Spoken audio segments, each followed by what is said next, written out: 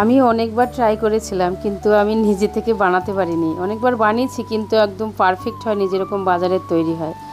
আমার সোনু আজকে এত সুন্দর নিমকি বানিয়েছে।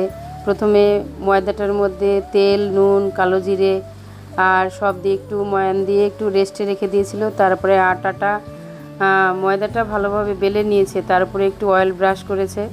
অয়েল ব্রাশ করে তারপরে একটু গুঁড়ো ময়দা ছিটিয়ে নিয়ে রোল করে নিয়েছে। রোল করে ছোট ছোট ছোট ছোট চাকু দিয়ে পিস করে নিয়েছে। পিস করার পরে সেটা ছোট্ট ছোট্ট করে বেলে নিয়েছে। ছোট ছোট করে বেলে একদম পাতলা করে বেলতে হবে। পাতলা করে বেলে নিয়ে তারপরে যেভাবে আমরা পরোটা বানাই, তিনকোনা পরোটা, সেই তিনকোনা পরোটার মতন বেলে নিয়ে একদম ভেজে নিয়েছে। আর তার সাথে ছোট ছোট নিমকিও বানিয়েছিল ও। এত সুন্দর হয়েছে, এত সুন্দর হয়েছে। ভগবানকে তারপরে ভোগ লাগিয়েছি। ভোগ লাগিয়ে ওর বাবাকেও টেস্ট করতে দিয়েছিলাম। ওর বাবা বলছে একদম পারফেক্ট।